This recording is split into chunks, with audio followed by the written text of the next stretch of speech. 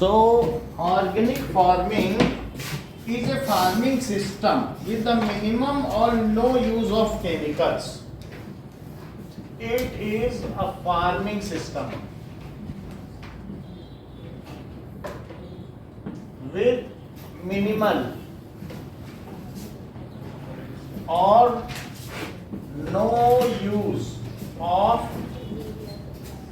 chemicals. हमें इसमें chemical का यूज नहीं करना है, neither as fertiliser nor as pesticide. ना तो फर्टिलाइजर के तौर पर करना है और पेस्टिसाइड्स के तौर पर भी नहीं करना है। सो नाइदर एज फर्टिलाइजर और nor as pesticide. Nishita, pesticide क्या होता है? क्या चीज होती है, मतलब क्या मतलब है पेस्टिसाइड? खेतों में डाली जाती है, जैसे जो भी उसमें बैक्टीरिया है या वायरस है, कोई भी रोग ना हो तो उसके लिए, उसको मारने के लिए क्या डाला जाता है? प्लांट्स में कुछ बीमारियां होती हैं तो पेस्टिसाइड्स डालने से वो डिसीज फ्री हो जाएगा। लेकिन अगर हम पेस्टिसाइड्स डालते हैं दिव्या, तो उससे नुकसान क्या है बताओ? अगर कोई किसान अपने खेत में पेस्टिसाइड डालता है तो उससे तुम्हें क्या नुकसान है? हम खाते हैं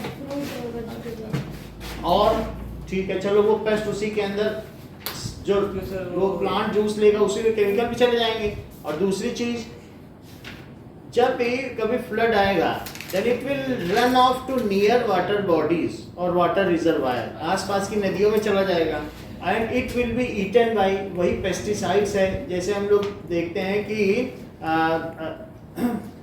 ऐसे है कि DDT डाइक्लोरोडाइफिनाइल ट्राइक्लोरोइथेन DDT का छिड़काव किया जाता है कि नहीं?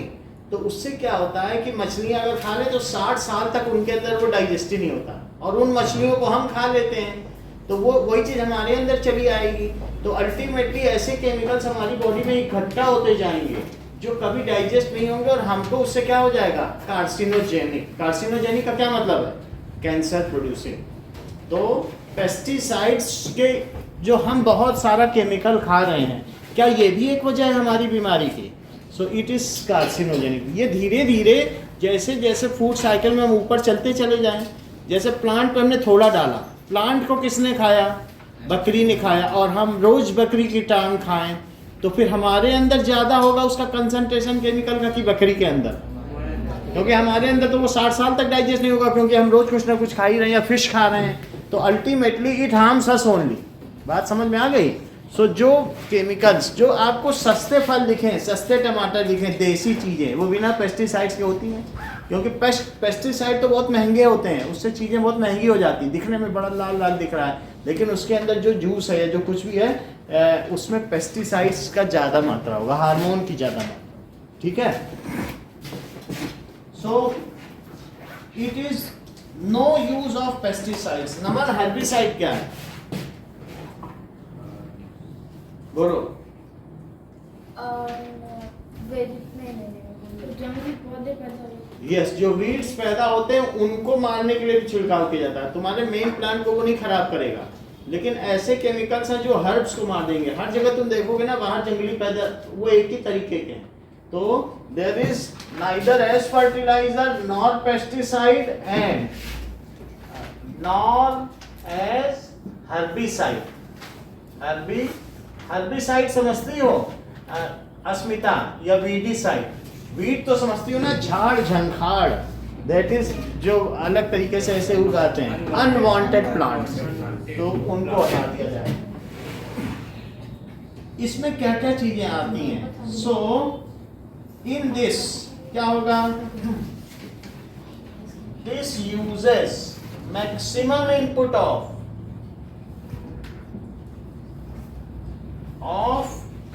ये straw and livestock excreta, घास के तिनके का यूज होगा, एंड लाइव स्टॉक, जो तुम्हारे पास जानवर हैं उनका एक्सक्रीटा यूज करो, जैसे काऊ डंग, ये सब यूज कर सकते हो। और क्या यूज करो बोलो? फिर अगर हमको प्लांट्स के कीड़े मारने हैं तो हम क्या यूज करें? नीम ऑयल, फिर हम ये सब चीज़ें नहीं यूज़ करें। नीम का जो पेस्ट होता है वो ज़्यादा अच्छा रहेगा उसके लिए। पेस्टिसाइड तो नेचुरल है वो, तो हमें पेस्टिसाइड्स के तौर पर क्या यूज़ करना चाहिए? नीम ऑयल। तो ये चीज़ यहाँ लिखी हुई है, and like bioagents culture of blue green algae in the preparation. तुमको ये बात मालूम है कि जो ऐसी झीलें हैं जो सालों से पड़ी, उसके ऊपर हरी काई जम जाती है, उसका क्या हो सकता है? उसको कुछ हो सकता है कि वो बेकार चीज है? रेड एल्गी काम की होती है। ये ठीक है। जो उसके ऊपर एल्गी है ना, उसमें इतना ज्यादा न्यूट्रिशन है कि जापानीज लोग सिर्फ उसकी टिकिया बना बना खाते हैं। वो 15 मिनट खाने का बचाना चाहते हैं तो टिकिया खा ली, 8 घंटे आराम से मस्तिष्क काम करना, फिर टेबलेट खा ली। तो वो एल्गे ही हमारा फ्यूचर फूड होगा। तो अगर उसी एल्गे को हम क्या किया जाए, उसी एल्गे को, जैसे मैं भी अपने घर में गार्डनिंग करता हूँ, तो जिस बर्तन में पानी रखा है वहाँ किनारे किनारे उसमें खूब ग्रास जम गई है, सिर्फ उसी को ही घोल के हल्का ग्रीन हो जाता, डाल देता हूँ तो पौधे लहलहा उठते हैं। तो इसमें इतने ज़्यादा न्यूट्रिशन है। चाहे तुम्हारे किचन के आसपास काई जम गई हो, तो जहाँ ग्रीन कलर की कोई चीज़ है वो आपके प्लांट्स के लिए, तो ब्लू ग्रीन एल्गे को यूज़ कर सकते हो। समझ में आ गई बात की नहीं? बनती कैसे काई? दैट ये हम लोग ये देखेंगे, ये एक बैक्टीरिया का प्रकार है, मोनेरंस है। जो ब्लू ग्रीन एल्गे हैं ये अपने आप ये ऑटोट्रोफ से खुद ही खाना बनाते हैं। ये छोटे छोटे बैक्टीरिया जब कॉलोनी में रहने लगते हैं तो वही ब्लू ग्रीन एल्गे पत्थर पे भी उगाएंगे, कहीं पे भी उगाएंगे जहाँ पर मॉइस्चर होगा। इनको किसी चीज़ की धूप की जरूरत नहीं है, but they contain a lot of nutrients. अगर वो हमको उतना ही हम खा लें, कहीं पर कुछ हो, तुम लोगों ने कई कहानियां पढ़ी थी कि वो सुरंग में दबा रह गया था और 7 महीने बाद निकला। जब उससे पूछा गया तुम क्या कर रहे थे, तो सुरंग में बोला एक जगह से पानी टपक रहा था और वहाँ एल्गे चाट के हम जिंदा रहे। ऐसी कहानियां पढ़ी ना, ये अब तुमने हॉलीवुड में भी देखी। तो वही एल्गे ही हमारा सबसे ज़्यादा रिच सोर्स ऑफ फूड है। जिसको एल्गे मिल जाए खाने को, उसको फिर और कुछ नहीं चाहिए। हरी हरी काई नहीं होती है जो, वही एल्गे है। काई कहीं भी जमी हो, ग्रीन कलर की काई नहीं देखी है झील के ऊपर जो हरा हरा है, कभी ऐसे देखा है? तो वही है एल्गे। तो इसमें लिख भी दिया है, देखो क्या लिखा है, that is culture of blue green algae, नील हरित शैवाल। बल्कि एल्गे तुम लोग नहीं जानते हो कि शैवाल करके ज्यादा लोग जानते हो। तो blue green algae, so that is blue green algae भी यूज किया जा सकता है। और क्या किया जा सकता है? बायोपेस्टिसाइड्स। किसकी लीव्स यूज की जा सकती हैं? देखो टर्मरिक, अगर आप हल्दी डाल दें, टर्मरिक, तो उससे कीड़े नहीं लगेंगे। अगर आप इसके अलावा भी कार्डेमम का मतलब समझते हो हिंदी में, और ये सिनेमॉन, दालचीनी पाउडर, इसी तरह से हींग अगर हम डाल दें या इस नीम की पत्तियां डाल दें, तो ये सारी चीजें कीड़ों से बचा लेती हैं। तो हम एक नेचुरल पेस्टिसाइड का यूज करें। किसका यूज कर सकते हो? टर्मरिक का यूज कर सकते हो। देखो नीम लीव्स भी लिखी हैं, नीम लीव्स, कार्डेमम, इन सब का खूब यूज होता है। आप देखेंगे in preparation of bio fertiliser. अच्छा, ब्लू ग्रीन एल्गे किससे क्या बनाओगे चंदन? जेली। इससे बनाओगे फर्टिलाइजर, और इनसे क्या बनाओगे? टर्मरिक और नीम लीव से। बिल्कुल ठीक है। तो blue green algae for fertiliser, और इन सब से फॉर पेस्टिसाइड। यही चीज ऑर्गेनिक फार्मिंग है। हर्बिसाइड क्या है? हर्ब्स, जो भी हर्ब्स को मारेगा, तो कोई भी चीज है, अब उसको आप क्या कर सकते हो, या तो कुछ स्क्रैपर होते हैं उनसे निकाल दिया है, कुछ कर दिया। ऑर्गेनिक फार्मिंग में मेहनत जरूर है, बट आप उसको मैन्युअली निकाल सकते हो। इरिगेशन में थोड़ी देर दिनों बाद आपके वो एलिमिनेट हो जाएंगे सीड्स। जब आप लगातार निकालते रहोगे तो जो थोड़े बहुत सीड्स होंगे वो सब हट जाएंगे। अब हवा में उड़ते उड़ते भी कई बार आ जाते हैं, क्योंकि कई बहुत लाइट होते हैं, वो उग ही आते हैं, वो उसको फिर आपको हटाना। देखिए नेक्स्ट पॉइंट, हम लोगों ने देखा था कि क्रॉप प्रोडक्शन मैनेजमेंट। पहला वाला क्या था बताइए? कि पहला वाला क्या था नोएल? Crop variety. दूसरा था क्रॉप प्रोडक्शन। उसका पहला हमने देख लिया है। दैट इज द, उसमें न्यूट्रिएंट मैनेजमेंट कैसे दिया जाना है। न्यूट्रिएंट मैनेजमेंट में ही तो ये मैन्योर और फर्टिलाइजर आता है। हम उसका मैनेजमेंट ऐसे भी कर सकते हैं, क्योंकि अगर हम इस तरीके की जैविक खेती या ऑर्गेनिक फार्मिंग करते हैं तो ऐसा यूज करें देन इट इज, ठीक है कि नहीं, इससे कोई हार्म नहीं होगा। तुमको मालूम है ये बड़े बड़े स्टार या सुशांत सिंह राजपूत, ये लोग ऑर्गेनिक फार्मिंग ही करते थे अपने खाली समय। बड़े बड़े ये लोग जितने बड़े बड़े स्टार हैं, फिल्म स्टार, इनकी हॉबी होती है ऑर्गेनिक फार्मिंग। तो वो अपने बड़े से खेत में, अभी धर्मेंद्र है, वो पुरानी पिक्चर का एक हीरो नहीं था, वो ऑर्गेनिक फार्मिंग कर रहा है। तो ये कई, अब देखो ज्यादातर लोगों में ऑर्गेनिक फार्मिंग एक ट्रेंड बन चुका है। इरिगेशन, अब नेक्स्ट पॉइंट है इसी में क्रॉप प्रोडक्शन मैनेजमेंट का है, सिंचाई, इरिगेशन। सो गिविंग वाटर, ठीक है, अगर हम क्या करें ड्यूरिंग कल्टीवेशन, खेती करें, कल्टीवेशन मतलब खेती, giving water at regular interval of time, ठीक है, एंड इन प्रॉपर अमाउंट, जितना उसको चाहिए, जरूरत ज्यादा भी नहीं देना, कम, इस कॉल्ड इरिगेशन। इसको क्या कहेंगे? So during cultivation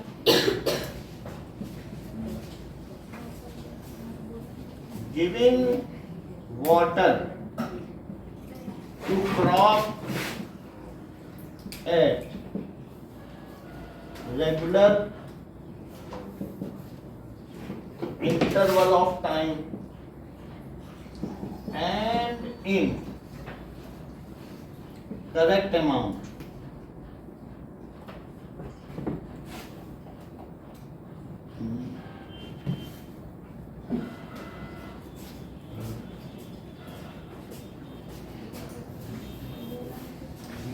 Is called irrigation.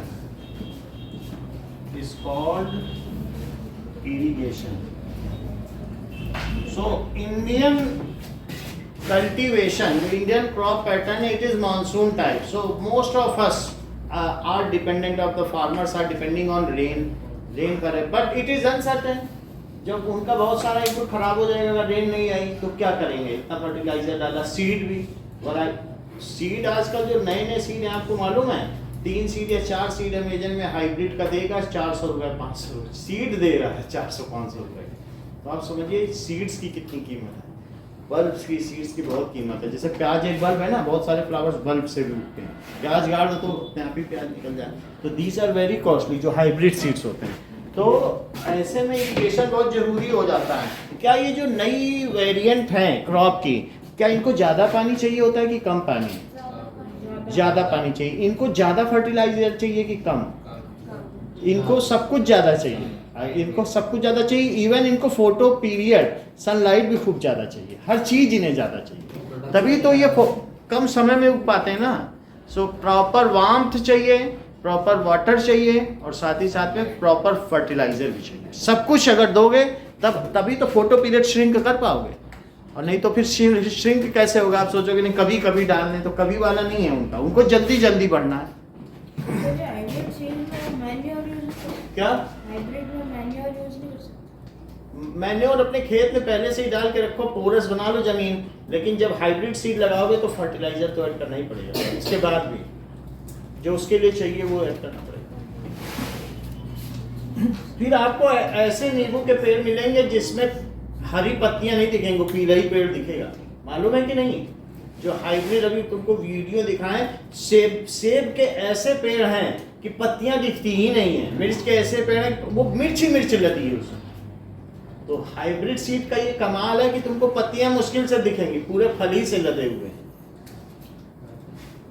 छोटे छोटे इतने बड़े बड़े सेब हैं, खूब सारा सेब लदा है, ऑरेंज लदा है। तो दैट इज ऑर्गेनिक फार्मिंग। अभी खोलेंगे तो दिखा देंगे आपको कि हाउ, इसीलिए तो सब ये लोग करते हैं जो बड़े बड़े वो हैं। तो सेकंड वाले में प्रॉपर डेप्थ से तो होगा क्या? ये इरिगेशन में प्रॉपर डेप्थ, प्रॉपर अमाउंट ना। So water at regular interval of time and in proper amount, and in proper amount, correct amount में देना, इज कॉल्ड इरिगेशन। अब देखिए सो इन शॉर्ट डेप्थ का कुछ नहीं, बस रूट को पानी मिलना चाहिए, डेप्थ करके कुछ नहीं, रूट में कहीं भी पानी चला जाए बस ये। तो ठीक है, जहाँ तक रूट है वहाँ तक पानी चाहिए। अब आप ये देख लो, अगर आप उसे पानी नहीं दोगे तो फिर वो रूट अंदर तक जाएगी। तुमको मालूम है राजस्थान में ये जो बबूल और कीकर की रूट है ये बहुत अंदर तक जाती है, 3 मंजिल नीचे तक, क्योंकि उसको पानी मिलता ही नहीं है। और तुम अगर बबूल को शुरू से ही पानी देते रहो, तो मान लीजिए एक पिता था और एक लड़का था, तो ये क्या करते थे कि लड़का रोज पानी देता था और पिता 2 दिन में एक बार पानी देता था। तो लड़का खूब खुश हुआ, देखो पिताजी मेरी खेती कितनी अच्छी हो रही है, मेरे पत्ते, और आप पानी कम दे रहे हो, देखो आपका पेड़ उतना नहीं बढ़ रहा, मेरा बढ़ गया। तो वास्तव में जब बेटा उसका पानी देता था तो रूट ने कभी सोचा ही नहीं कि हमें अंदर जाना है, उनको तो पानी ऊपर ही ऊपर मिल रहा है। जबकि उसके पिता की जो खेती थी या जो उसका गमला था उसमें उसको पानी की खोज में अंदर तक जाना पड़ता था, तो जड़ पूरे में समा गई जहां जहां से पानी मिले। तुमने कई बार ऐसा देखा होगा कि नीम का पेड़ इधर है तो वो पानी की खोज में दूसरी तरफ जाके पाइपलाइन जा रही, उसको फोड़ के उसका पानी पी रहा, जहां उसको पानी मिलेगा वहीं जाएगा। हमारे घर में नींबू का पेड़ है, उसने पानी की खोज में हम नहीं देते, अगल बगल के 3-4 वाटर टैंक तोड़ डाले तो उसको पानी चाहिए, कहीं फोड़ फाड़ के तोड़ ताड़ के ले लेगा पानी। तो अब थोड़े दिनों में आंधी आई तो उसके बच्चों का पेड़ तो उखड़ गया और पिता का पेड़ नहीं उखड़ा। उसने कहा ये कैसे हुआ पिताजी, आपका नहीं उखड़ा? तो उसने कहा बेटा जो डीप रूटेड है, वो जो जड़ से जमा हुआ है वो उखड़ के आंधी में नहीं जाएगा। और तुम अगर ऐसे ही बच्चों को स्पून फीडिंग करते रहोगे तो कभी जड़ से जुड़े ही नहीं रहेंगे। उनको खोज करने दो कि क्या है, उनकी संस्कृति क्या है, तब तो वो जड़ से जुड़े रहेंगे और फिर कभी भी वो एक गुड सिविक सेंस जागृत होगा। तो यही पर यहाँ पर बात है, ज़्यादा पानी नहीं देना है कि उनकी जहाँ तक रूट ही नहीं जाने दो, तो जाने देना है, तभी तो आंधी या किसी भी चीज़ में तेज ब्लो एयर होगी तभी तो बच पाएंगे। और अगर पानी देते रहोगे वो कहीं जड़ जाएंगे नहीं, ऊपर ऊपर रहेंगी, बस ऊपर से लेती नहीं। तो ये इरिगेशन हो गया। Landing measures are used to bring more and more agriculture land under cultivation. So if we are giving right amount of water at right time. अगर गेहूं एक बारिश झेल सकता है, अगर गेहूं को तुमने 2 बारिश हो गई तो गेहूं की फसल खराब हो जाएगी। इसीलिए गेहूं रबी की फसल है, सर्दियों की। एक बारिश उसे चाहिए, और एक से ज्यादा हो गई तो गेहूं बेकार हो जाएगा, ठीक है कि नहीं? तो करेक्ट अमाउंट पर भी होना है और करेक्ट टाइम पे भी देना है, दोनों चीजें देखनी है। वास्तव में जो नए प्लांटर्स होते हैं या जो नए गार्डनर्स होते हैं वो पानी ही नहीं दे पाते। उनके पास खूब सारा फर्टिलाइजर रखा है, सब कुछ रखा है, लेकिन वो पानी डाल दिए, उनके बाद उनका लड़का आ गया, फिर बिटिया आ गई, फिर वाइफ आ गई, सब पानी ही दिए जा रहे हैं और उससे उसकी रूट की क्लॉटिंग हो गई, तो रूट सड़ नहीं जाएगी। तो पानी हमें कितना देना है ये ज़्यादा जरूरी है। ज़्यादा पानी से पौधे ज़्यादा मरते हैं, ठीक है कि नहीं? देखिए नाउ हमारे यहाँ India has a network of river. तो अगर आप देखें भारत में नदियों का जाल है, इसीलिए भारत में जो सिविलाइजेशन है वो बहुत पुराना है। इंडस सिविलाइजेशन ले लो, चाहे हड़प्पन सिविलाइजेशन ले लो, ये सब काफ़ी पुराने हैं। तो 5-5 हज़ार साल पुरानी हमारी सिविलाइजेशन सभ्यता है। Why it is so? Because all civilisations, जितनी भी सभ्यताएं हैं वो नदी घाटी सभ्यताएं हैं। दीज आर रिवर सिविलाइजेशन, जहाँ रिवर होगी वहीं तो होगा। तो भारत में नदियों का जाल है, तो एक नदियाँ और दूसरा मानसून भी यहाँ समय पे आता है। कई देश ऐसे हैं वहाँ मानसून नहीं जाता है, क्योंकि वहाँ कभी भी लो प्रेशर जोन बनता ही नहीं, ऐसे बरस जाए तो बरस जाए। चीन में तो 16 हेलीकॉप्टर लगाए गए हैं, जहाँ बादल होता है उसी के ऊपर सिल्वर ब्रोमाइड डाल देता है, वहीं बरस जाता है पानी। वो हेलीकॉप्टर घूमते रहते हैं, बादल का टुकड़ा कहाँ है, तो ऐसा किया जाता है। तो ऐसा होता है। और कई बार बीजिंग में तो बादल का टुकड़ा ही पूरा गिर गया था, जैसे नहीं होता बादल फटना, 800 लोग मर भी गए थे 2 साल पहले की घटना है, लेकिन उसकी घटना बाहर नहीं निकल पाती जल्दी। तो यहाँ पर हम देखते हैं कि India is a land of rivers. ये सेंटेंस आपने कई बार पढ़ा भी होगा, India is land of rivers and we are also getting monsoon at fixed time. उसी के बेसिस पे हमारे यहाँ सीजन है, मौसम जो अरेबिक वर्ड, तो मानसून भी है, लैंड ऑफ रिवर्स भी है, लैंड ऑफ लेक्स भी हैं। और हमारे इंडियन टेरिटरी के अंदर हिमालय है कितना बड़ा, जो पूरे पेरिनियल रिवर है, वर्ष भर बहने वाली नदियाँ। तो समझो ऐसा जब जहाँ पर हो, तो जो गेंजेस रीजन है कितना बड़ा प्लेन है, वो इंडिया को नहीं, वर्ल्ड के कितने लोगों को खिला देता है, इतनी ज़्यादा उसमें पैदावार है कि नहीं। तो अब यहाँ पर बुक में भी ये बात कही गई है। Now India has a wide variety of resources, only we have to collect water for emergency purpose. तो हमें क्या करना है, we have to divert it in the form of canals. बहुत सारे कैनल बनाने हैं। हमने राजस्थान को इंदिरा विकास नहर परियोजना से पहले ही हरा भरा कर लिया है। जहाँ पहले जोधपुर में 1 या 2 पेड़ हुआ करते थे, वहाँ हर 10 कदम पे एक नीम का पेड़ खड़ा है। सो पहले ये सन 80 की बात है, जो हमारे JW हुआ करते थे इंचार्ज, उन्होंने कहा यहाँ की ज़मीन तो किसी काम की नहीं थी, बस हज़ारों में ही मिलती थी, क्योंकि यहाँ कोई पेड़ ही नहीं था और जो बाउंड्री वाल भी नहीं थी, ऐसे ही वो तार लगाए गए थे, कोई कुछ भी नहीं था। लेकिन जैसे जैसे यहाँ की सरकार ने नीम के पेड़ का प्लांटेशन किया, यहाँ बारिश अपने आप आने लगी। पेड़ के प्लांटेशन से कैसे बारिश आ सकती है? क्योंकि जो इससे वाटर जाएगा वो वाटर पार्टिकल को ग्रो कर देगा और उससे क्या हो जाएगा, बारिश हो जाएगी। जैसे हम यहाँ पर कहें कि यहाँ से एक अरावली रीजन है, अगर इंडिया में देखें तो इंडिया में क्या है, ये देखो, ये यहाँ पर, और इधर पर क्या है बताइए, पाली, हाँ, और इधर जोधपुर है, ऊपर जयपुर, और ये अरावली हिल्स है। ये कौन सा है? That is Aravalli. कभी भी तुम जाओगे तो रास्ते में मिल जाएगा, कभी भी उदयपुर कभी घूमने गए हो तो पहाड़ बहुत मिलेंगे, वही है अरावली, जो पहाड़ दिख रहे हैं। तो जब ये यहाँ पर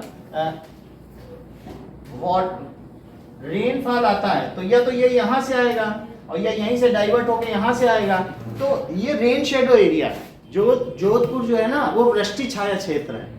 बारिश इधर हो जाती है, बारिश की सिर्फ छाया जोधपुर को मिल रही थी।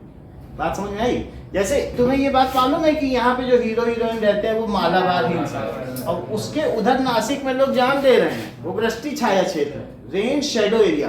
सारी बारिश 4-4 दिन 10-10 दिन मुंबई में हो रही है, और वहाँ के लोगों को नसीब ही नहीं है, जब सारा प्रेसिपिटेशन टकरा के इधर ही हो जाएगा, और वहाँ लोग सूखा पड़ा हुआ है। उसके उधर नासिक में कितने किसान मर रहे हैं, वही हाल जोधपुर का भी था। तो इसका कैसे निपटारा किया गया? नीम के पेड़ रखा था, नीम के पेड़ लग गए। तो अब देखो, तुम सामने ही देख लो, ये सब नीम के पेड़, जहाँ देखोगे 90% जोधपुर में नीम के ही पेड़ है, तुम देख लो। और कहीं बबूल या कीकर होगा, 1-2 तो होगा, बाकी सब नीम का पेड़ लगाएगा। तो ये स्ट्रेटजी काम आई, और अब बारिश कई बार हो जाती है। अब जरा देखें तो इरिगेशन में हमारे पास कैसे कैसे भारत में इरिगेशन होता है, ये रीजन वाइज है। जैसे उत्तराखंड में किसी और तरीके से, पंजाब में कैसे होता है बताओ जरा।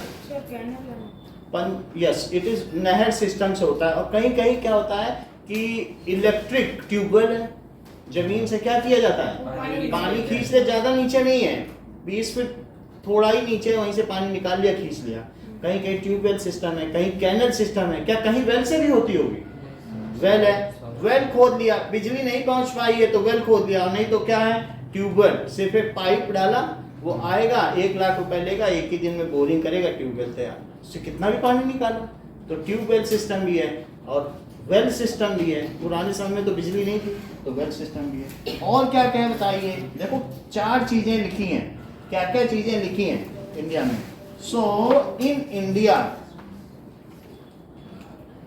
Irrigation is done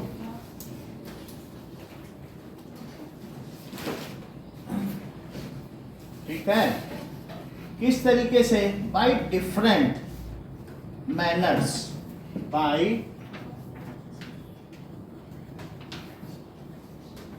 methods. क्या तुमने कभी कैनल देखी है कि नहीं देखी है?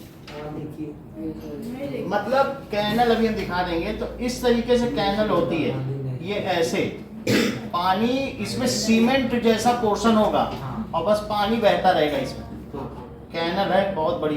तो कैनल सिस्टम में क्या होगा कि रिवर से काट दी जाएगी, अब पूरे सब तरह पंजाब में, हरियाणा में, राजस्थान में कैनल ही कैनल, उसी कैनल से पानी आ रहा है ये कायलाना लेक में। वरना तो पहले कहाँ कुछ ऐसा नहीं था। पहले जो भारत की केवल एक ही ऐसी नदी है जो रिवर, वो समुद्र में नहीं जाती है, उसका नाम क्या है, लूनी नदी। तो लूनी यहीं पे एब्जॉर्ब हो जाती है, आगे चल के सूख जाती है। लेकिन हम लोग ये जो पानी है ये कहीं पीछे से लाते हैं, जो इंडस और कहीं से आती है इंदिरा नहर, तो वो उससे कायलाना लेक। ये देखो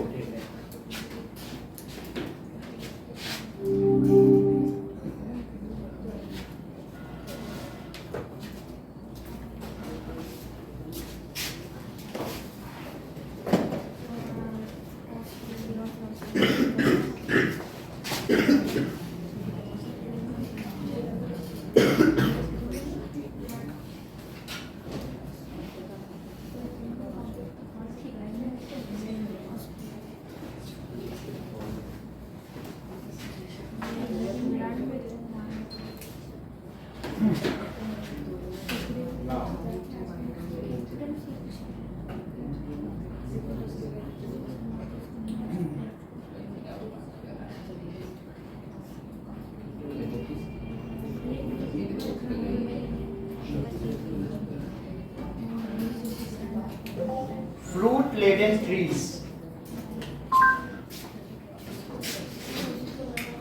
जैसे ये देखो, सो ये देखो कि इसमें तुम्हें पता ही नहीं चलेगा। ये हाइब्रिड सीड बहुत अच्छे होते हैं, इसलिए मालूम नहीं चलता है।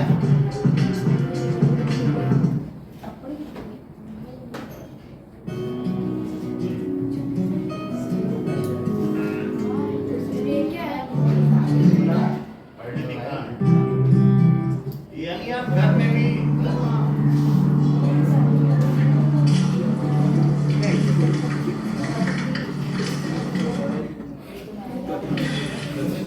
इसमें वर्मी कंपोस्ट भी डाल दिया। और देखो ये अब ये केला उगा रहा अपने घर में, बताओ गमले में केला उगा देना, गमले में केला उगा देना, टायर में केला उगा देना, लेकिन ये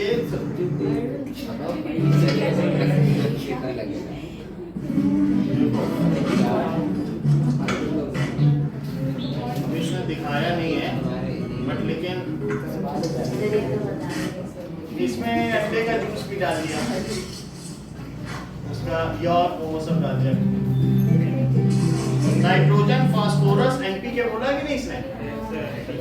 अब ये धीरे धीरे सर उगा क्या है? पोटेशियम भी डाल दिया, लेकिन इसने आगे नहीं दिखाया। केला उगा। दैट इज किसी में जो दिखाते हैं कि फ्रूट लेडेन ट्रीज है, वो पूरा फ्रूट से भरा हुआ ही है, ठीक है। इसमें दिखता नहीं है कि पत्तियां कहाँ हैं, तो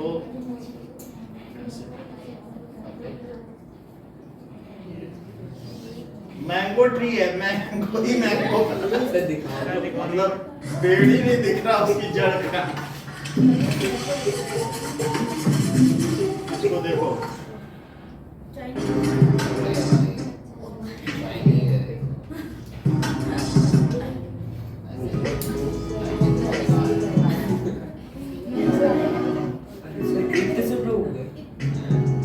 वो सब ऐसे ये ग्राफ्टिंग है, आजकल ग्राफ्टिंग आ रहा है, इसी में कुछ भी लगाओ, एक ही पेड़ में सब आ जाते हैं, हर ब्रांच में अलग अलग फ्रूट। वो देखें पेड़ के नहीं, ग्राफ्टिंग हमने दिखाया, अभी दिखा देते हैं। अभी यही तो कल प्रोडक्ट है, एक पेड़ पे मैंगो भी तोड़ो, उसी में अमरूद भी तोड़ो।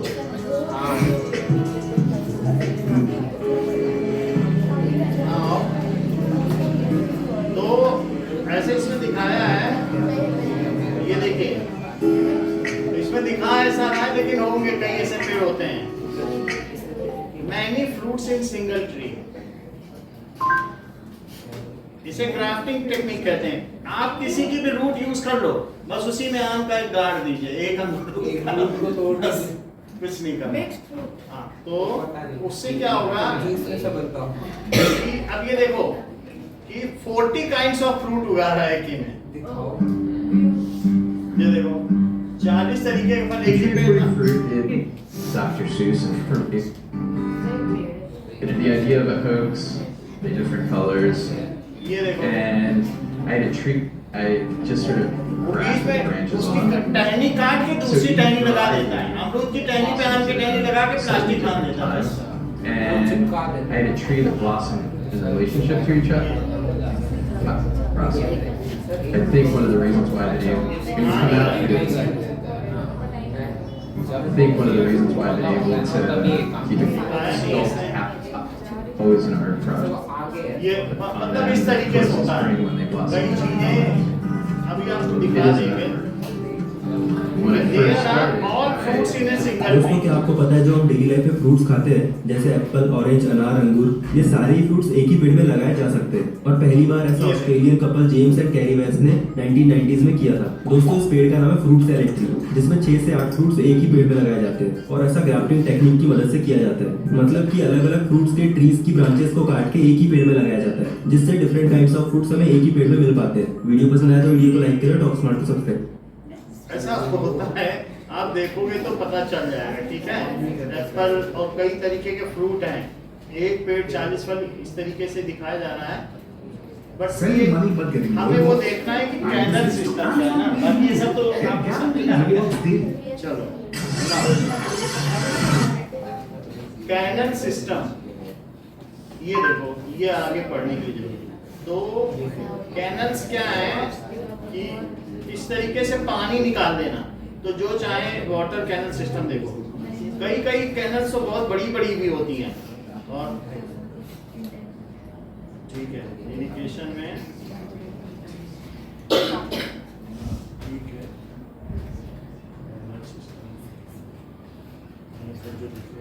असली कैनल दिखे तो पता चल रहा है। जैसे स्वेस कैनल नहीं देखते हो, कोई भी चीज कैनल की तरह बहुत सकरे भाग में हो तो उसे क्या कहेंगे? Water canal system in Punjab, क्योंकि पंजाब में बहुत सारा है। तो ये देखो, ये कैनल है, ऐसे ऐसे होता है, बच्चे खेलते रहते हैं, सीमेंट का बनाया अब खूब पूरे पंजाब में ऐसे पानी लो अपने खेतों में डाल, पूरे पंजाब में जाना, ऐसे ही यहाँ पर कायदाना में ऐसे ही यही है वाटर कैनल। तो ये सब कैनल है। वो पहले वाली सही थी, ये भी वही चीज है, किनारे सीमेंट का बना है, बिल्कुल यूनिफॉर्म होती है, सीमेंट से ऐसे बना दिया जैसे मैंने नहीं बनाया ऐसे। और बस यही कैनल सिस्टम है कहीं पर भी। और ये देखो, ये रहट है, ये टरबाइन सिस्टम है, पानी से आएगा और फिर यहाँ से कहाँ चला जाएगा बताओ? ये लोग चला रहे हैं, बैल घुमा रहे हैं इसको,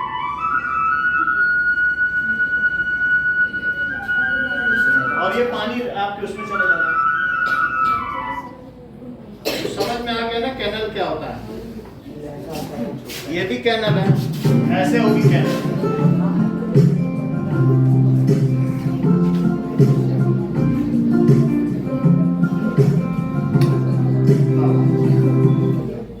चलो, तो पहली चीज क्या बताई गई है? वेल्स, वेल्स से भी सिंचाई होती है। और इसी जमीन के नीचे पानी है, हाँ, पर्टिकुलर कैसे पता चलेगा जमीन के नीचे पानी है? वो पता लगाया जा सकता है, इंस्ट्रूमेंट आता है, उससे पता चल जाता है कि कितना पानी है, तो कितना नीचे वो भी बता देगा वो। तो जब हमारे यहाँ पेंटिंग करने आया था एशियन पेंट्स वाला, तो उसने बता दिया था 3 मीटर नीचे पानी है, तो बता देता है। सिर्फ केवल वो सेंसर है, वो मॉइस्चर के हिसाब से देख के ही पता लगा देता है कि कितना नीचे है, और फिर ट्यूबवेल उतना ही आपका खर्चा लगेगा, वो बता के देगा इतना लेंगे इनका। तो सब चीज़ें क्या है, आजकल सीज्मोग्राफी है कि वो नीचे वो भेजेगा वेव्स, और जब वेव्स टकरा के आएंगी तो वो डीपर करता चला जाएगा कि कहाँ से चेंज हो रही है, तो पता चल जाएगा। नाउ अब देखो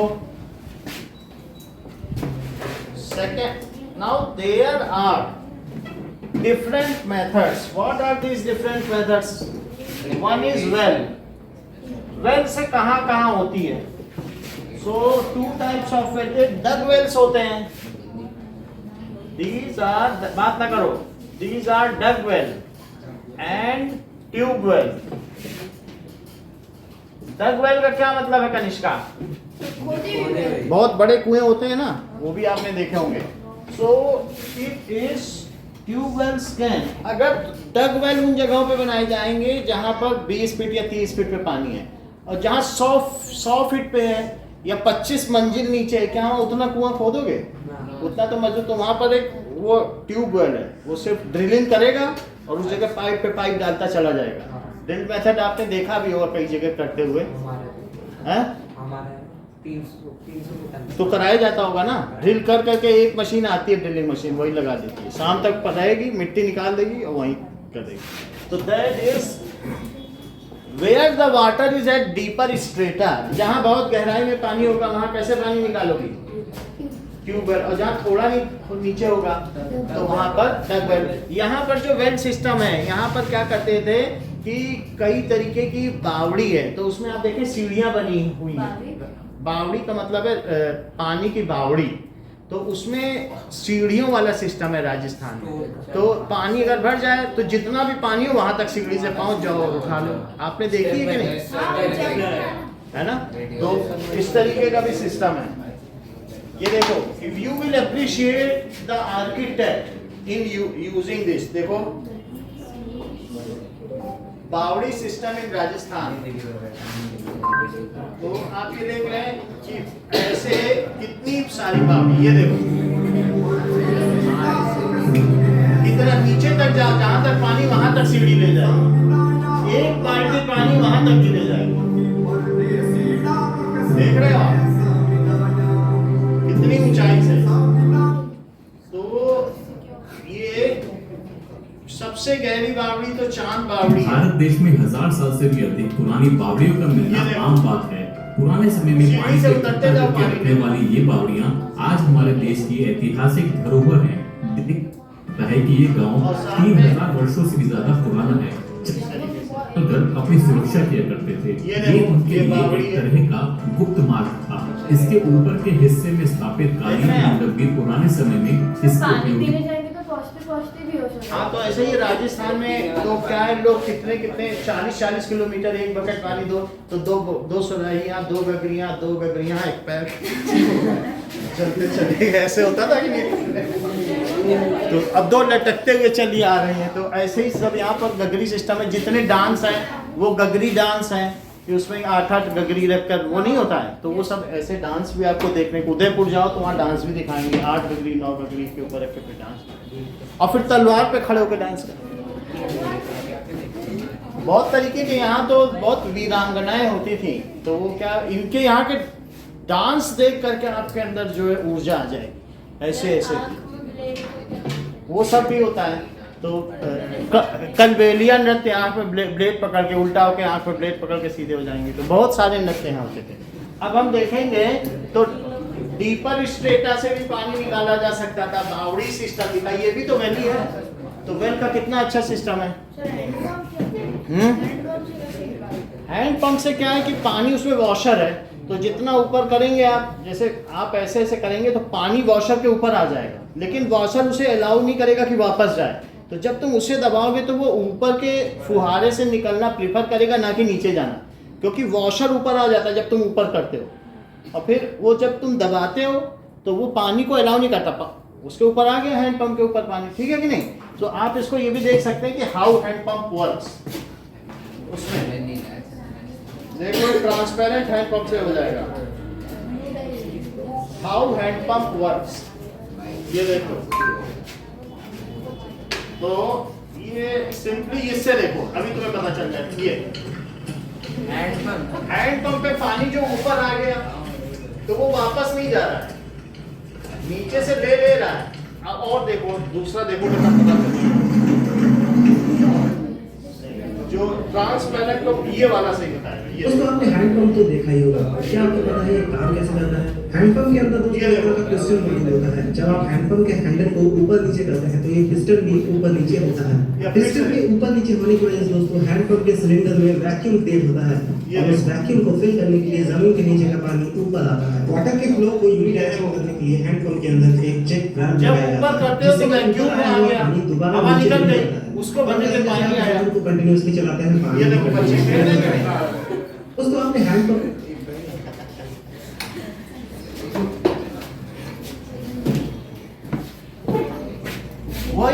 वही तो होता है, वो जो सनी देओल ने नहीं उखाड़ लिया था, हैंड पंप क्यों उखाड़ लिया था? तो इट इज, ये कहाँ पर होगा? सो आप देखेंगे wells are used in North India, और जो ट्यूब वेल है वो तो पूरे भारत में यूज होता है, हर जगह पानी निकालने के लिए। कैनल सिस्टम आपने देख लिया। So canal system,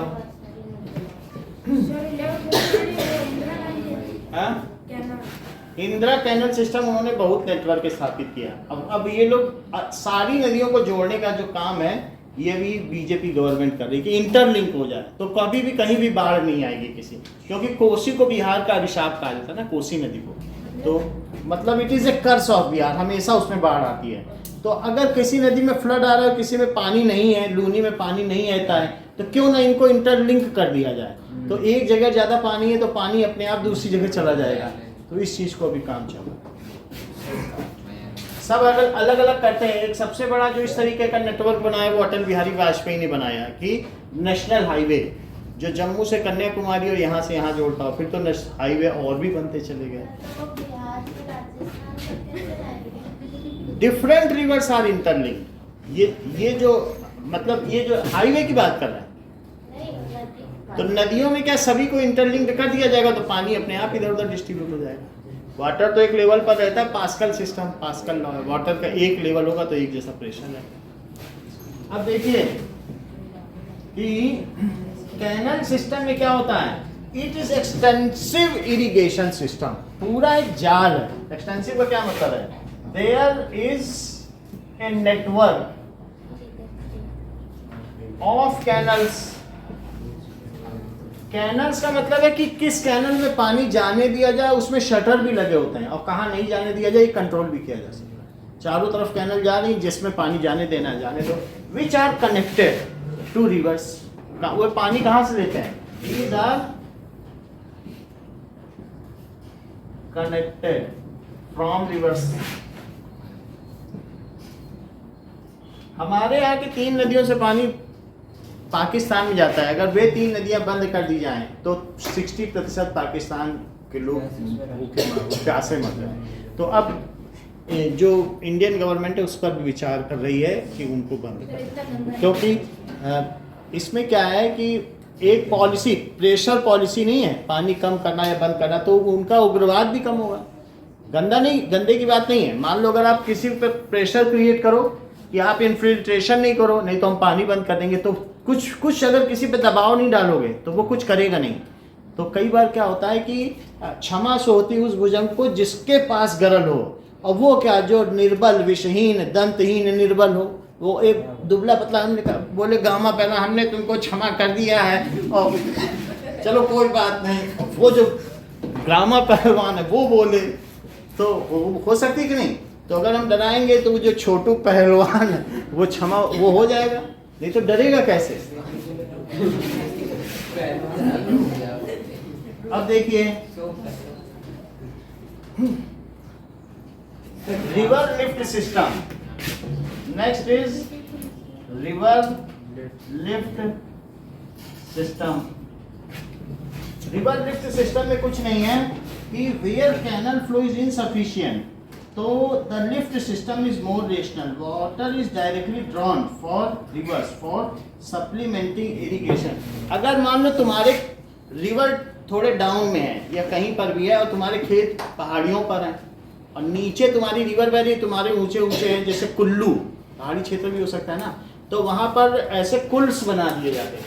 river lift system ऐसे यहाँ पर वॉल लगा दी या इस पर गड्ढे बना दिए, तो फिर वहाँ पानी क्या इकट्ठा होता चला जाएगा, तो कुल्स बना दिए। या फिर तुमने रहट देखी, रहट में भी तो पानी चढ़ रहा था नीचे से, वो जो बैल चला रहे थे, और फिर उससे चढ़ करके किसी प्लेटफॉर्म पे गिर रहा था, वहाँ से चला जाएगा। तो नीचे से तुम कितनी भी लंबी चेन लगा लो और उसको रोटेट करवाओ, तो ऐसे बहुत जगह यहाँ पर दिखाया गया, इतने लंबे चेन है। मान लो रिवर नीचे है, ये पानी, और इसमें सब बहुत सारे इस चेन में, जैसे साइकिल की चेन है तो ये मोटर लगी हुई है, सिर्फ तुम्हें रोटेट करना है इसको।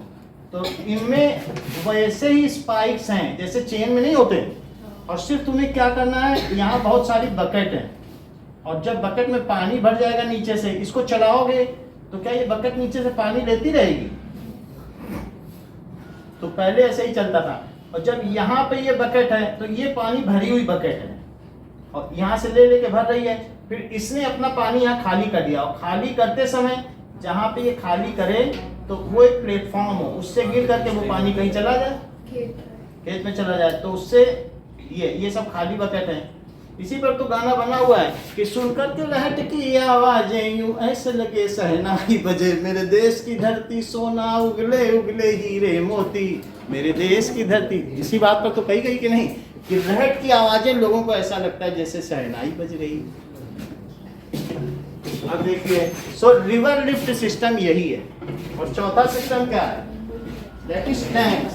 There are small tanks. तो ये कई जगह पर ऐसा होता है जैसे कि गाय के खुर होते हैं ना पैर, तो उसी के शेप में ऑक्स फीट भर जाता है। तो वहाँ पर जैसे इजराइल में भी हमने आपको बताया था कि ऐसा बना रखा है कि वहाँ गड्ढे कर दिए हैं, तो वो जो रेगिस्तान था वहाँ जब पानी है वो कहीं जा ही नहीं पाता, वहीं रह जाएगा और अल्टीमेटली वो ग्रीनरी हो गया। तो कहीं पर भी अगर तुम्हारे पास चौथा सिस्टम क्या है कि जहाँ पहाड़ी है, जैसे ये धरती ढलान वाली सिर्फ एक दीवार उठा दो, बस ऐसे एक दीवार उठा दो तो क्या पानी वहाँ भर नहीं जाएगा? जैसे पहाड़ नीचे जा रहा है, तुमको कुछ नहीं करना है, सिर्फ एक ऐसे दीवार और थोड़ी ऐसे, तो वो बस भर जाएगा पानी, वो टैंक है ना। पहाड़ तो ऐसे जाएगा, आपको एक बाउंड्री और थोड़ी इधर, तो दैट इज। पहले इसका फोटो बहुत थी, उसे हटा दी आपके यहाँ। सिलेबस कम कर दिया, बच्चे लोगों को कंफर्टेबल बनाया है। नाउ टैंक्स, तो टैंक्स के लिए क्या करना है? ज्यादा कुछ नहीं कह रहे हो, कुछ लिखना नहीं है, कुछ ज्यादा नहीं लिखना, ना कोई क्वेश्चन है। सर ये डायग्राम बना दे। आप बना सकते हैं, बस आपसे ये पूछा जाएगा कि कितने तरीके से होता है, तो एक लाइन में लिखना है बस। क्रॉपिंग पैटर्न पे क्वेश्चन आता है। Now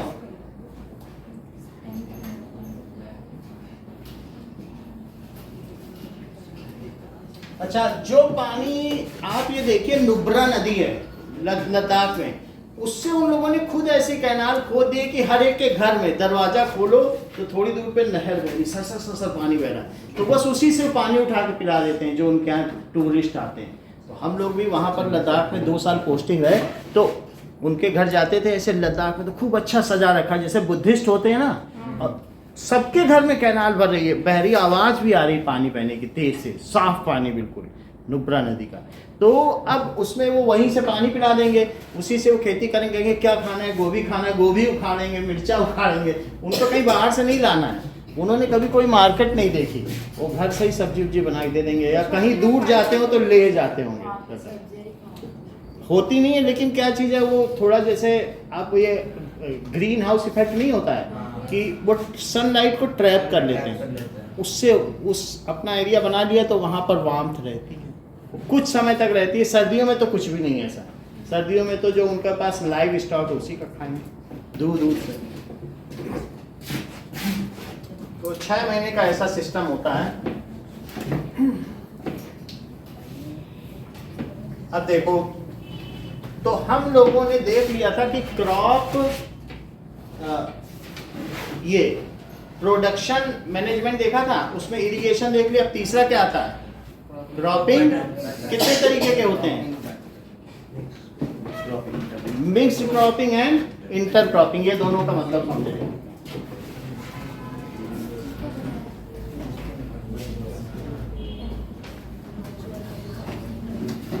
cropping pattern is the third point.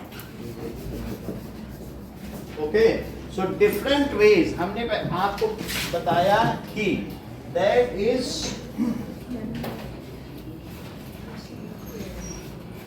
Crop variety improvement. Variety इसमें 6 पॉइंट है। सो इट इज फर्दर सब डिवाइडेड इनटू 6 कैटेगरी, बात नहीं करिए। और that is crop production management. तो चंदन इसके तीनों पॉइंट बताइए।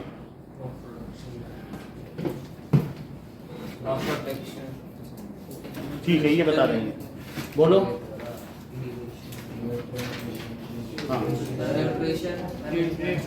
न्यूट्रिशन, इरिगेशन और तीसरा क्रॉपिंग पैटर्न। ये तीसरा पढ़ने जाना है कि नहीं? सो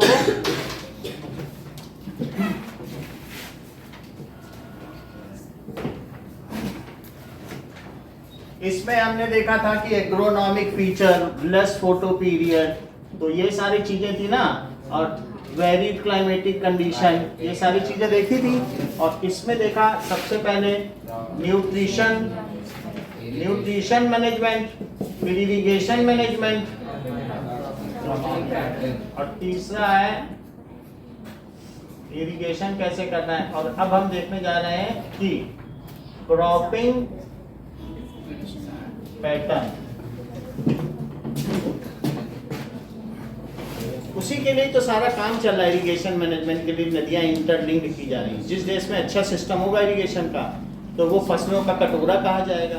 जैसे क्यूबा को धान का चीनी का कटोरा कहा जाता है, यूक्रेन को गेहूं का कटोरा कहा जाता है, तो सब अलग अलग है।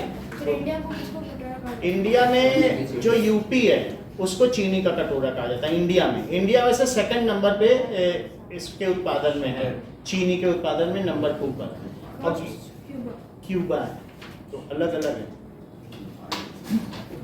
और इसी तरीके से स्वीडन को दूध का कटोरा कहा जाता है। वहाँ की जो स्विस गाउस हैं, स्विस गाउस का तुम दूध दूते दूते थक जाओगे, बाल्टियाँ खत्म हो जाएंगी, वो दूध देना बंद नहीं करते। तो ऐसे ही है। तो जितनी बड़ी काऊ है उनसे बड़े तो उनके थाना है। तो इसको आगे पढ़ा जाएगा, इसी बुक में तो है, इसी चैप्टर ही में है। नाउ जो नेवाल और जो स्विस काऊ के बारे में पढ़ेंगे। नाउ अब हम देखते हैं कि क्रॉपिंग पैटर्न क्या है। हम मैक्सिमम बेनिफिट पा सकते हैं इफ वी ग्रो 2 और 3 क्रॉप्स इन ए फील्ड। तो उससे हमें क्या पता होगा, इफ 1 क्रॉप फेल्स, मान लीजिए कोई एक क्रॉप फेल हो गई किसी रीजन से, फ्रॉस्ट पड़ गया, कुछ पड़ गया, तो हमने एक सीरियल की उगा ली है, कोई अनाज की, एक हमने पल्सेस की लगा ली है, और एक तरफ अपनी खेत के 3 हमने हिस्से किए ऐसे। और हमने क्या किया, 3 पार्ट में यहाँ पर आपने कोई सीरियल लगा लिया, जैसे गेहूं लगा लिया, और फिर यहाँ पल्स लगा ली, पल्सेस, और यहाँ पर आप कुछ जायद की खेती करनी थी, वेजिटेबल, तो वेजिटेबल। अब इसमें क्या है, पल्सेस तो दोनों ही सीजन में होती हैं। सोयाबीन हो गया, ग्राम तो दोनों सीजन में होता है, खरीफ में भी होता है और उसमें भी होता है, रबी में भी। तो एक पल्स के लिए रखो, और ये सीरियल है, एक टाइम पे यहाँ गेहूं बो दो, एक टाइम पे धान, तो आपको अल्टरनेट कर सकते हो कि नहीं। लेकिन जिस सीरियल को जमीन से क्या चाहिए बताओ, कार्बोहाइड्रेट। पल्सेस को क्या चाहिए, प्रोटीन, नाइट्रोजन, और इसको विटामिन चाहिए। तो सब लोग किसी से compete नहीं करेंगे, ये अपने टाइम पे यहाँ से लेगा, और फिर इसके बाद जब ये हो जाए तो अब जब अगली फसल उगाना तो उसमें क्या करना, नेक्स्ट टाइम नेक्स्ट फसल में P इधर दे देना, या ठीक है तुम पल्सेस तुम अब यहाँ उगो, यहाँ से प्रोटीन लो, उस सॉइल का प्रोटीन खत्म हो चुका है, और फिर इसके आगे इसको घुमा देना, ये पूरी घड़ी घुमा दो। अब यहाँ वेजिटेबल यहाँ, और सीरियल में अब तुम जो भी उगाना चाहो, मान लो सीजन चेंज हो चुका है, अब वहाँ पर आप धान उगाना चाहते हैं, चावल, लेकिन पूरा घुमा दीजिए, तो सॉइल कभी भी डिप्लीट नहीं होगी। It will get a chance to replenish its nutrient while other nutrients are being taken from it.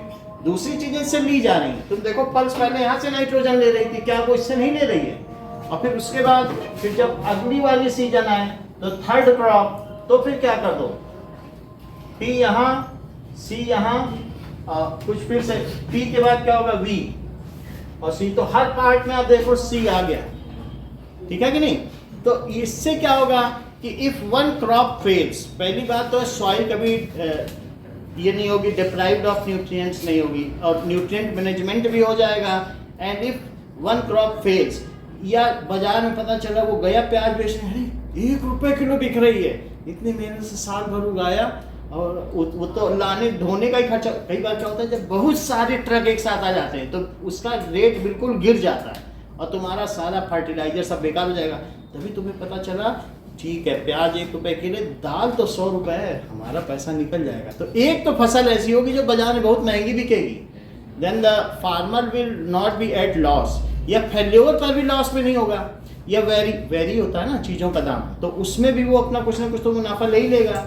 सो इस तरीके से कई लाभ हैं। और दूसरे लाभ और क्या है मिक्स्ड क्रॉपिंग से, बताइए कि while if it is crop rotation policy से क्या कहेंगे, तो मान लीजिए कि अगर कहीं के जो कीड़े हैं, तो वहां पे अगर दाल बनाओगे, दाल ही उगाते रहे या कुछ भी, तो वो कीड़े अपना घर बना लेंगे और तुमने उसको स्विच ओवर कर दिया तो उनको खाने को नहीं मिलेगा।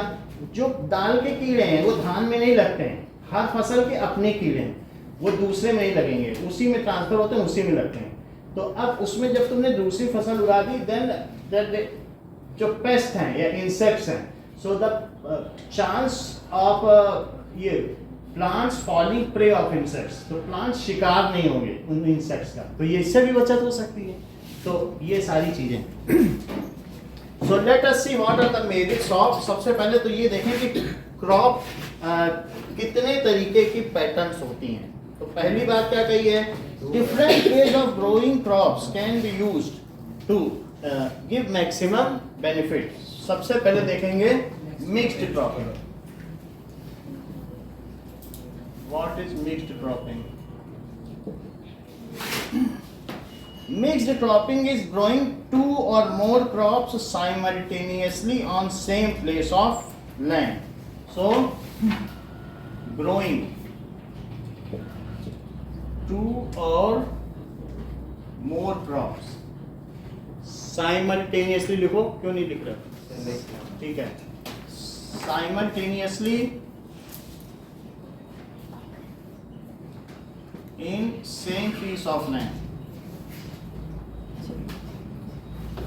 एक ही जमीन में कई फसलें उगा लेना। जैसे हम ये ना करें कि जैसे व्हीट उगा रहे हैं तो उसके साथ हम रागी ना उगाएं। ऐसे तुम्हें चुननी पड़ेगी, एक कार्बोहाइड्रेट चाहे तो एक दूसरी प्रोटीन चाहे, एक को नाइट्रोजन चाहिए तो दूसरे को फास्फोरस चाहिए, ऐसे करना पड़ेगा। तो वो सेट तुम्हारे बुक में दिया है कि किसके साथ क्या उगाया जाए। हो सकता है किसान को ना मालूम हो, किसान वैसे जानता तो सब कुछ है, दैट इज व्हीट के साथ तुम्हें क्या उगाना चाहिए, तो एक प्रोटीन वाली हो जाएगी और एक कार्बोहाइड्रेट। तो ऐसे ही व्हीट के साथ और क्या उगा सकते हो, उससे क्या होगा, मस्टर्ड या ग्राउंड नट। अभिषेक, इससे क्या मतलब है? ये ठीक कह रहे हैं। जैसे इन्होंने बता दिया कि ये ऑयल वाली है, ऑयल सीड्स वाली, इनको कुछ और चाहिए, जमीन से फैट ले लेंगी, जबकि ये नाइट्रोजन लेगी। तो हमने देखा था ऑयल भी तो एक चीज होता है हमारे न्यूट्रिशन में, फैट, कार्बोहाइड्रेट, प्रोटीन और फैट। तो तुम चाहे कार्बोहाइड्रेट के साथ प्रोटीन उगा लो, ये कार्बोहाइड्रेट के साथ फैट, ये दोनों फैट की तो है। मस्टर्ड का भी तो तेल ही निकलता है सरसों का, और मूंगफली का भी तो तेल ही होता है, तो इसलिए फैट के लिए भी उगा सकते हैं। और क्या पेयर बन सकता है? So it reduces risk. और भी क्या चीज की जा सकती है कि ग्राउंड नट भी हो सकता है या सनफ्लावर, क्योंकि सनफ्लावर का भी सूरजमुखी का तेल ही होता है।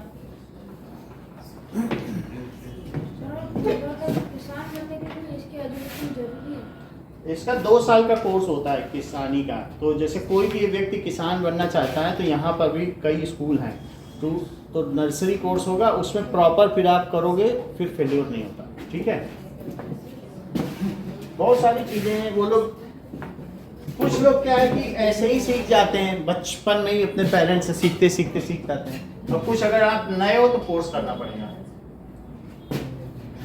Now what are the benefits of mixed cropping? तो इसके बारे में हम जरा देखें कि क्या बेनिफिट्स हैं।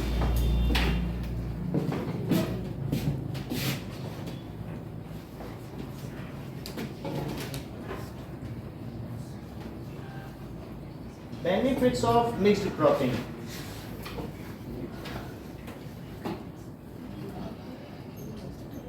चलिए, इससे क्या होगा, ये इंपॉर्टेंट है। Benefits of mixed cropping. पहला, that is, जैसा बुक में लिखा हुआ है कि it reduces risk of crop failure. Risk of crop failure. Crop failure का रिस्क हमने आपको बताया कि जो पेस्ट है वही मर जाएंगे, जब आप रोटेट कर दोगे तो वो सरवाइव नहीं कर पाएंगे। और दूसरी चीज, ठीक है, एंड दूसरा, if one crop fails, then farmer can get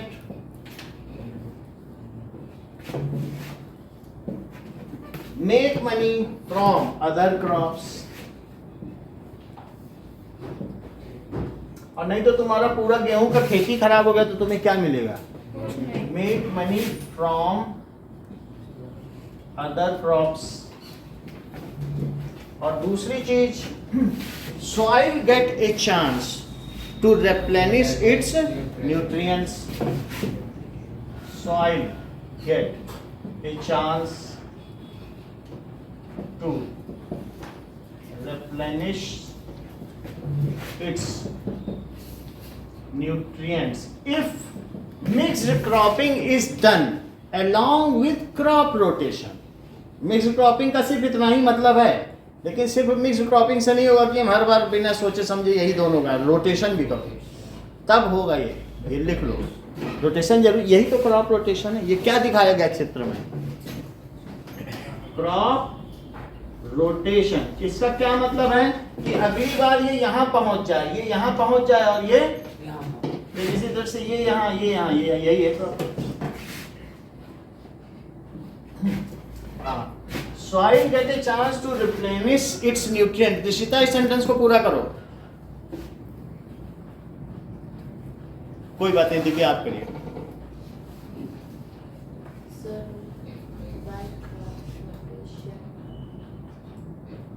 sentence ठीक से पूरा करो। हाँ, सो ठीक है। If mixed cropping is done along with crop rotation, if mixed cropping is done along with crop rotation, और दूसरा तुम क्या बोलने चाहती थी दिव्या?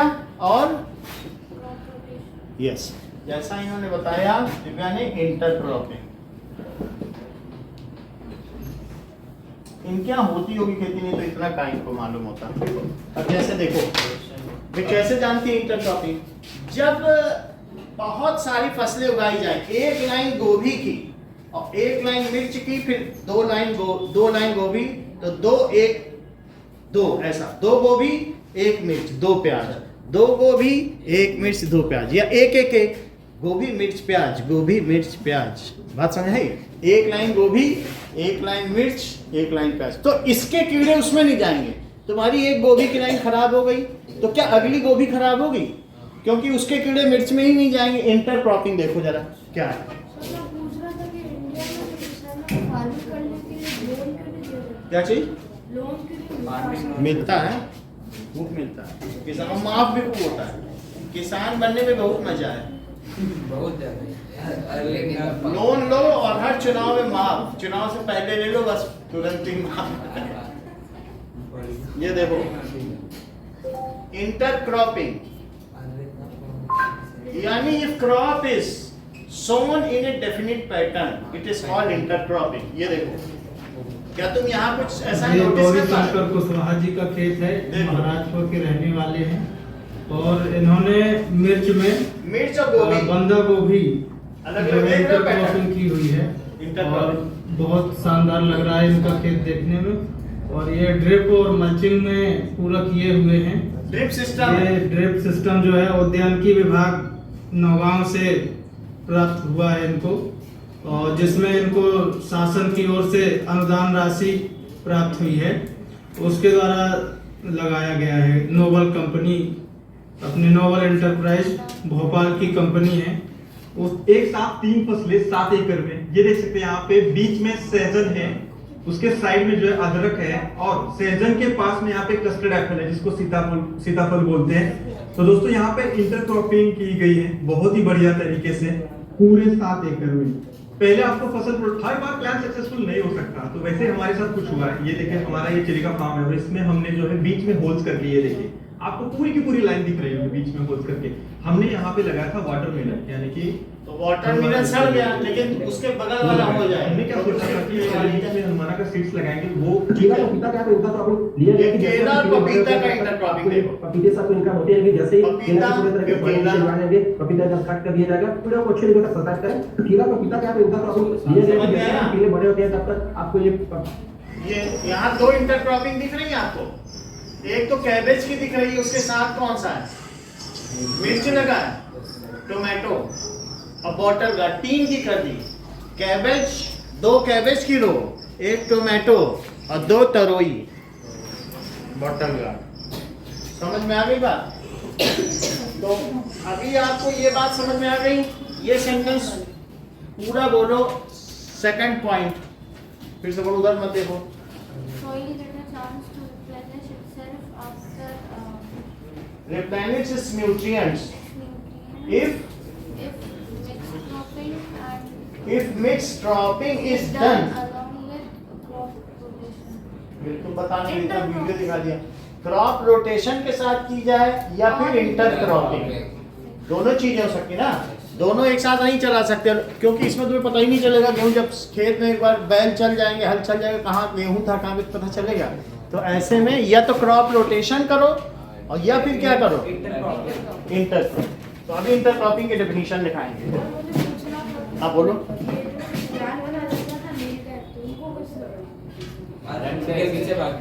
पता नहीं, अभी देख तो लिखो इंटर क्रॉपिंग और इंटर क्रॉपिंग। अगला देखिए,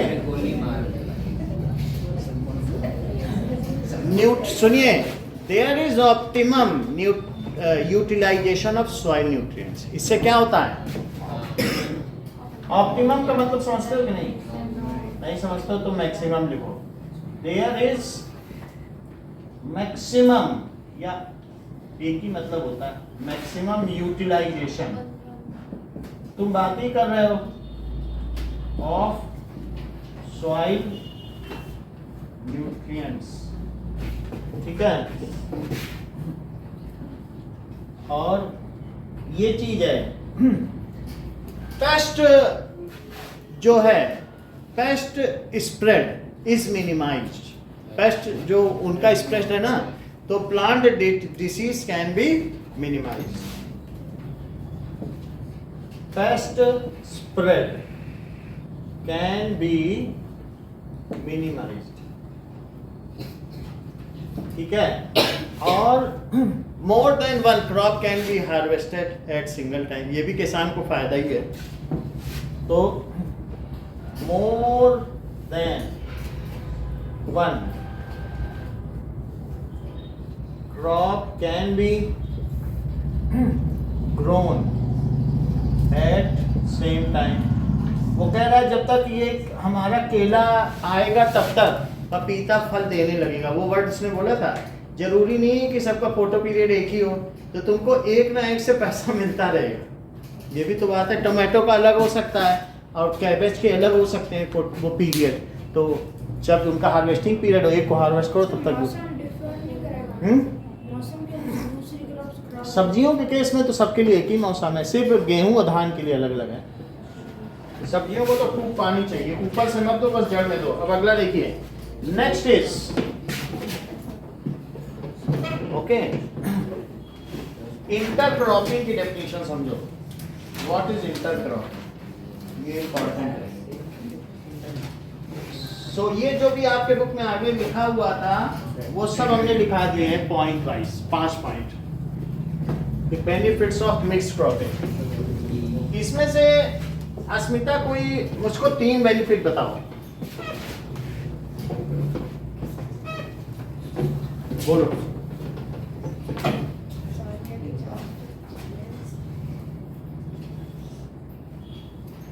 अगर आपको पसंद तो 5 थोड़ी पूछना, और बोलिए।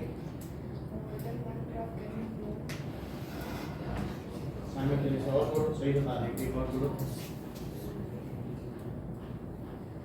तुमको मैं 1-2 बताओ।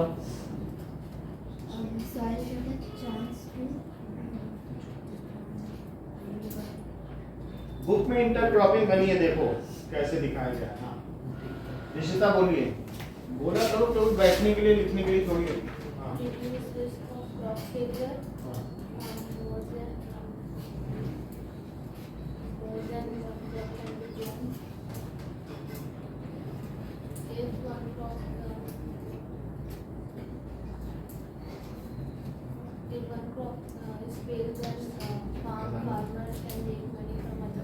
बहुत अच्छा। अगले 2 पॉइंट और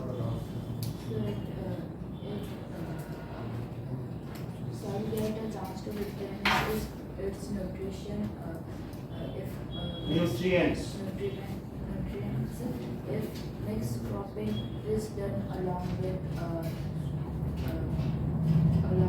crop rotation or intercropping.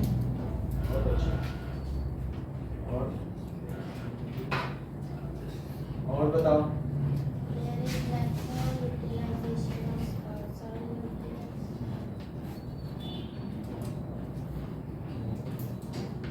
बोलो। There are maximum utilization of crop of the soil. Pest वाला बता नहीं बताओ। Pest spread can be minimised, है ना? That is plants disease can be minimised by crop rotation और इंटरक्रॉपिंग। इंटरक्रॉपिंग भी रोक देगा। एक है सभी बता दिए थे। समझ में आ गया ना? चलो अब देखो इंटरक्रॉपिंग क्या होता है। तो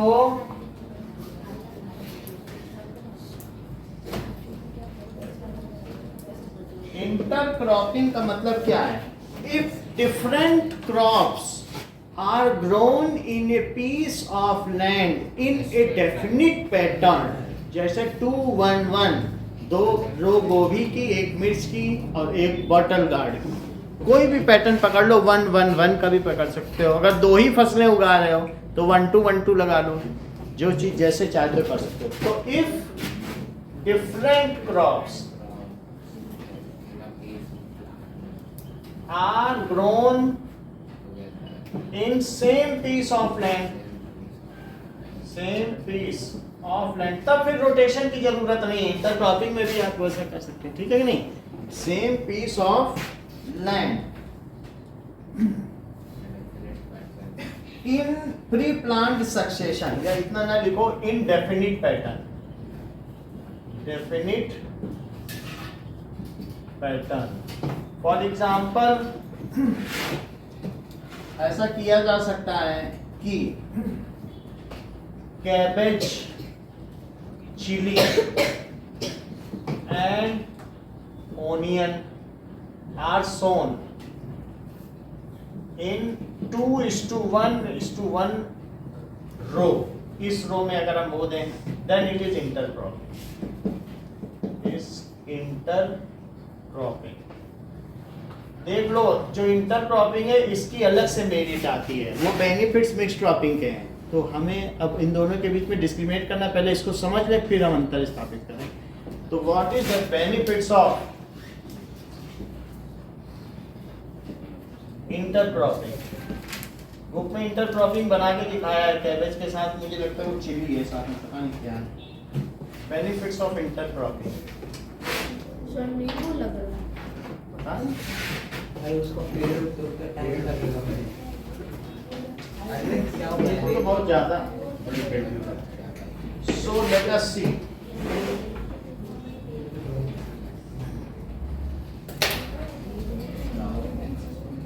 बेनिफिट्स ऑफ इंटरक्रॉपिंग। देखिए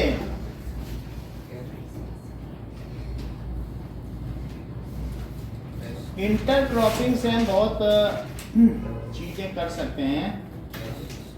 सर ज्यादा अच्छी कौन सी, इंटरक्रॉपिंग या मिक्स्ड क्रॉपिंग? मिक्स्ड क्रॉपिंग में तो आप कुछ भी कर सकते हो। जैसे मिक्स क्रॉपिंग बाबा रामदेव करते हैं ना, वो रागी, गेहूं, ज्वार, बाजरा सब मिला दिया, ऐसे छिड़क दिए और सबको एक साथ मिला दिए, बोले 5 मेल का गेहूं खाओ, 5 मेल का हम बेच रहे हैं। पतंजलि। हाँ, पतंजलि गेहूं, वो सबको मिला देते हैं और सबको एक साथ छिड़क देते हैं, तो उसी में रागी भी उग रही है और फिर ट्रैक्टर से सबकी एक साथ वो हार्वेस्टिंग कर देते हैं। वो भी चीज़ हो सकती है। और अगर आपको अलग अलग करनी है सबकी, कैश क्रॉप से तो अलग अलग उगानी पड़ेंगी, एक साथ तो नहीं बेच सकते हो ना, तो इस तरीके से भी हो सकती है। मिक्स्ड क्रॉपिंग में आप अलाउड है, कुछ भी कर सकते हो। मिक्स का मतलब है कि 2 से 3 उगाना। अब कैसे उगाना है, तुम्हें क्रॉप रोटेशन से उगाना है कि इंटर क्रॉपिंग से, तुम पर निर्भर करता है। हाँ बोलो। रागी बहुत सस्ता होता है, तो 5 रुपए किलो मिलता है, जहाँ गेहूँ 40 रुपए। लेकिन कर्नाटक में लोग रागी खाते हैं, सस्ता अनाज। रागी एक थोड़ा का सस्ता सीरियल है। तो रागी क्या होता है, काले सरसों के बराबर रहता है। जैसे रागी है ना, सरसों का दाना देखा है, वैसा रहेगा, बट उसको खाने से या उसकी रोटी खाने से चेहरे पे चमक नहीं रहेगी जो पंजाबी लोगों में चमक है। वहाँ पे पंजाबी में तो वहाँ का झाड़ू लगाने वाला भी राजकुमार लगता है। तक नहीं रहे, इससे अदब से बात करो, सबके चेहरे पे चमक है। अब जरा देखिए, सो बेनिफिट्स देखिए इंटरक्रॉपिंग के, that is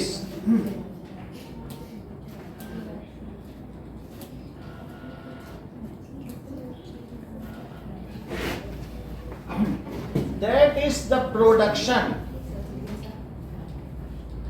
of crop per yield per acre increases। इसकी वजह से ज्यादा पैदावार हो जाएगी आपकी फसलों में, ठीक है।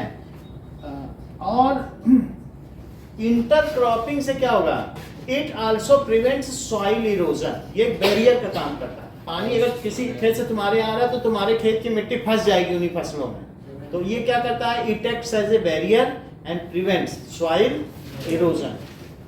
It acts as barrier and prevents soil erosion, मृदा अपरदन को से बचाएगा जमीन को, इरोजन। और तीसरी चीज, that is attack of pest can be minimised, मतलब अटैक ऑफ पेस्ट, अटैक भी या स्प्रेडिंग या ट्रांसफर, कुछ भी लिखो, सब एक साथ है, ट्रांसफर या स्प्रेड, एक फसल से तो दूसरे में जाएगा नहीं, spread of pest can be minimised, ऐसा किया जा सकता है। Now it maintains the soil fertility, soil fertility को बना के रखेगा, सॉइल फर्टिलिटी।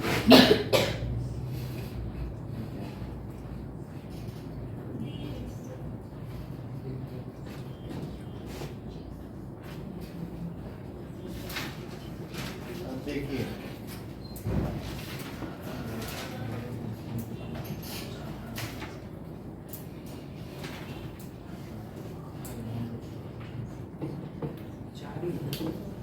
यही है।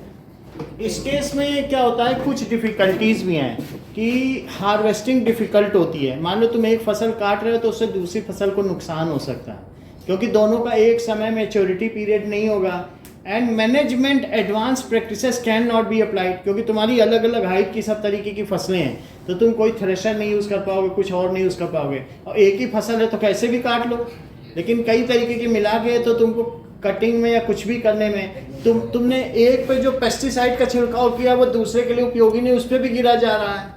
तुम मिर्च पे डाल रहे हो, गोभी पे जा रहा है। सबके अलग अलग पेस्टिसाइड्स हैं, सब में एक नहीं लगते हैं। जब आप देखोगे कभी भी शॉप में अमेजन में, तो सबके पेस्टिसाइड्स अलग है कि ये मिर्च का है, ये इसका है, उसका है।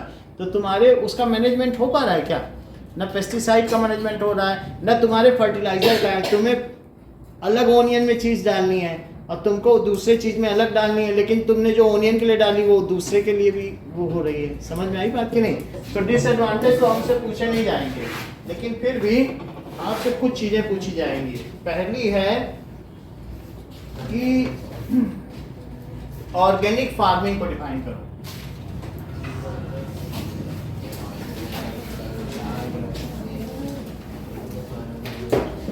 मिक्स्ड क्रॉपिंग को डिफाइन करिए। इंटरक्रॉपिंग,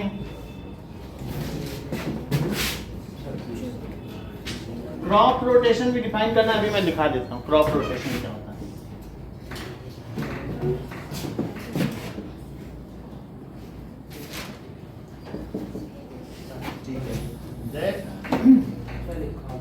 ग्रीन मैन्योर कितना करो।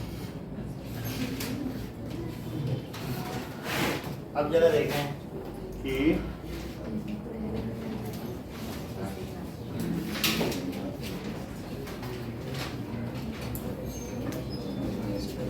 define crop rotation।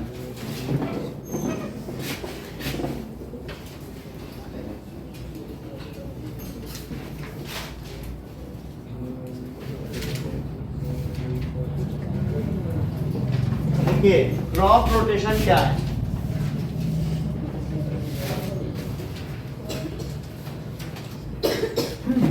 Farming practices that involve growing different types of crops. Farming practices that involves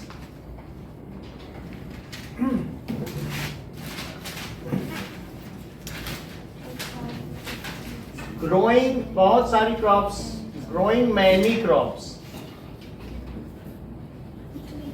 with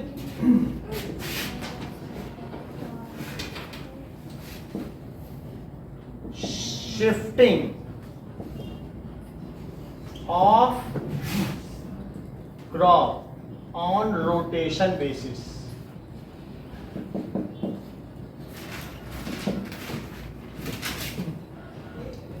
In different season,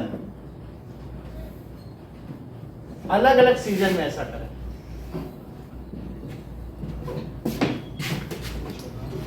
अब ये सब कल पूछा जाएगा, आज के लिए इतना ही है.